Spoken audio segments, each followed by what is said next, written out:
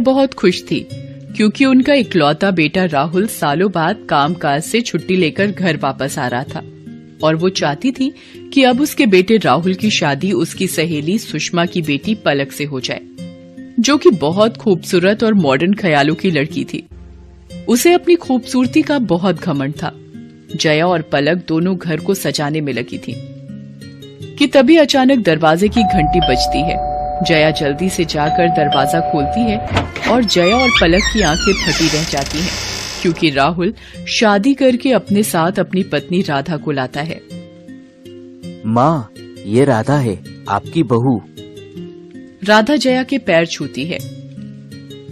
राधा को देख जया एकदम चिढ़ जाती है क्योंकि उसका रूप रंग एकदम काला होता है और वो एक साउथ इंडियन लड़की थी। पहले जया अपने बेटे राहुल से थोड़ा गुस्सा होती है, लेकिन फिर राहुल और राधा का स्वागत करती है। राधा बोली, अयो माँ जी, आपका घर तो बहुत सुंदर है जी। राधा का काला रंग रूप देखकर जया की सहेली सुषमा हंसते हुए ताना मारते हुए कहती है, हाय राम जया, तू तो कहीं मुंह दिखाने के लायक ही नहीं रही। बहुत कहा करती थी ना तू कि तू अपने बेटे के लिए चांद का हूर लाएगी, लेकिन तेरा बेटा तो काला लंगूर उठा लाया है। चल बेटी पलक, अब यहाँ रुकने का कोई मतलब नहीं। ताना देकर सुषमा वहाँ से चली जाती है। सुषमा का ताना सुनकर बेचारी राधा को बहुत बुरा लगता है और जया भी अपनी बहू के सांवलेपन की वजह से उसे नापसंद करने लगती है और उससे चिढ़ी चिढ़ी रहती है। अब राधा दिन भर घर का कामकाज करती और सबका खूब ख्याल रखती, लेकिन जया उससे नाखुश रहती। अरे ओ महारानी, कहाँ मर गई? सुबह सुबह नाश्ता मिलेगा या नहीं?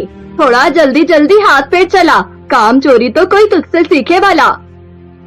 अयो हाँ माँ जी, अभी लाई जी। राधा नाश्ता लेकर आती है, जो देखकर जया का चेहरा लाल हो जाता है। ये क्या बनाकर लाई है करमजली? वो माँ जी, ये हमारे तरफ का खास डिश है जी। ये पुट्टू, ये उपम, ये वड्डा सब आपके लिए खास बनाया है जी। आपको पसंद आएगा जी, आप एक बार खाकर तो देखिए। हाय राम, आज तो भूखा ही मारेगी ये मद्रासन। जाकर मेरे लिए कुछ चाइनीज बना कर ला, ये सब तो मेरी नौकर भी ना खाए। राधा रोते हुए बोली, अयो माँ जी, माफ करना, पर वो सब तो मुझे बनाते नहीं आता जी। हाय राम, ना जाने किस पाप के बदले ये मनहूस मेरे गले पड़ गई। चल हट, अब जा यहाँ से, मुझे किटी पार्टी में जाना है। जया जानबूझकर बार बार मौका ढूंढकर राधा की बेइज्जती करती ताकि वो परेशान होकर घर छोड़ दे। एक शाम राधा शॉपिंग से अपने लिए कुछ कपड़े और गहने लाती है और खुशी खुशी अपनी सास जया को पहनकर दिखाती है। अयो माँ जी, ये कपड़े और गहने कैसे लग रहे हैं जी? कल उनके साथ ऑफिस की पार्टी में पहन कर जाने के लिए। आए हाय, ये कपड़े और गहने तो बहुत अच्छे लगेंगे, लेकिन तेरे जले हुए चेहरे पर नहीं, मेरे खूबसूरत चमकते हुए चेहरे पर, समझी? ला दे ये मुझे। बड़ी आई तैयार होकर पार्टी में जाने वाली, इसे पहनकर आज मैं किटी पार्टी में जाऊंगी।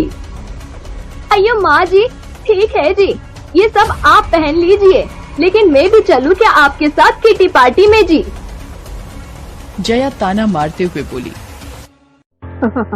तुझे अपने साथ ले जाकर मुझे अपनी बेइज्जती नहीं करानी। मैं और पलक जा रहे हैं, तुझसे लाख गुना खूबसूरत है वो। जया राधा का मजाक उड़ाकर वहाँ से किटी पार्टी में चली जाती है, जहाँ पार्टी में जया की एक सहेली कहती है, अरे जया बहन, मैंने सुना है कि तेरा बेटा खूबसूरत बहू लेकर आया है, पर तूने तो अभी तक उसकी मुंह दिखाई भी नहीं की। तो हम सब सोच रहे हैं कि परसों हम सब तेरी बहू से मिलने आए, उसके हाथ का खाना भी खा लेंगे। लेकिन वो बात वो है कि अब बात कुछ नहीं, हम सब परसों आ रहे हैं तेरी बहू की खूबसूरती देखने। ये सुनकर जया की चिंता बढ़ जाती है। वो परेशान होकर घर पहुंचती है। हाय राम, अब क्या करूं? क्या करूं? मुंह दिखाने में तो सबको पता चल जाएगा कि ये कलमुही मद्रासन मेरे घर की बहू है। लेकिन इतनी देरी हो गई, आखिर ये मद्रासन गई कहाँ? घर छोड़ के तो चली नहीं गई। भगवान करे ऐसा ही हुआ हो। तभी राधा बाजार से सामान लेकर घर आती है।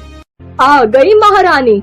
जब देखो तब शॉपिंग करने निकल जाती है और यहाँ मेरे गले में जान अटकी पड़ी है। और ये क्या हालत बनाकर आई है? कपड़े गंदे और हाथ में खरोच। किसी से मारपीट करके आई है क्या कलमुही? अयो माँ जी, वो क्या हुआ ना जी, बाजार में एक चोर एक महिला और बुजुर्ग का सामान लेकर भाग रहे थे कि तभी। अच्छा ठीक है समझ गई। अब ज्यादा मुंह मत चला, मैं बहुत चिंता में हूँ इस वक्त। माँ जी, ये आपके लिए आपके घुटनों की दर्द की दवाई और ये आपका चश्मा ठीक करवा कर लाई हूँ। और माँ जी, एक आज बाबा मिले थे, उन्होंने ये मिट्टी दी है, बोला बहुत चमत्कारी है ये, इसे चेहरे पर लगाने से मैं गोरी हो जाऊंगी जी। हाँ, अब एक दिन में तो कोई चमत्कार ही तुझे गोरा कर सकता है। भगवान मेरी लाज बचाए। अब जा यहाँ से, परसों तेरी मुंह दिखाई है। जितना हो सके अच्छे से तैयार होकर जाना, समझी? अब राधा की मुंह दिखाई का दिन आ जाता है। जया की सब सहेली राधा की मुंह दिखाई के लिए इकट्ठा होती हैं। राधा खूब अच्छे खाने के पकवान बनाती है और घूंघट डालकर बैठी होती है। जब जया की सहेली गीता राधा का घूंघट उठाती है तो चमत्कार हो जाता है। राधा बहुत खूबसूरत लग रही होती है, बिल्कुल गोरी परियों की तरह सजी हुई। राधा की खूबसूरती देखकर सब हैरान रह जाते हैं। अरे जया बहन, ये तेरी बहू है। सचमुच ये तो बहुत ही खूबसूरत और होनहार है। लाखों में एक है, लाखों में। तू जानती है, कल ही की बात है, बाजार में एक दो चोर मेरे और बाबूजी का सामान लेकर भाग रहे थे। किसी ने हमारी मदद नहीं की। तब तेरी बहू ने बड़ी बहादुरी से उन चोरों से हमें बचाया और हमारा सामान हमें वापस मिल गया। तब हमें पता चला कि ये कोई मामूली लड़की नहीं बल्कि एक पुलिस अफसर रह चुकी है।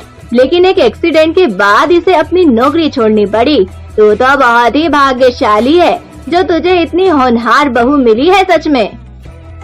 अपनी सहेली गीता के मुंह से अपनी बहू की इतनी तारीफ सुनने के बाद जया की आंखों में आंसू आ जाते हैं और उसे अपनी गलती का एहसास होता है, क्योंकि उसने हमेशा अपनी बहू की बदसूरती के आगे कभी उसकी अच्छी खूबियों और खूबसूरत मन को देखा ही नहीं। और इसके बाद अब जया और राधा खुशी खुशी मिलजुल कर प्यार से रहने लगे और साथ ही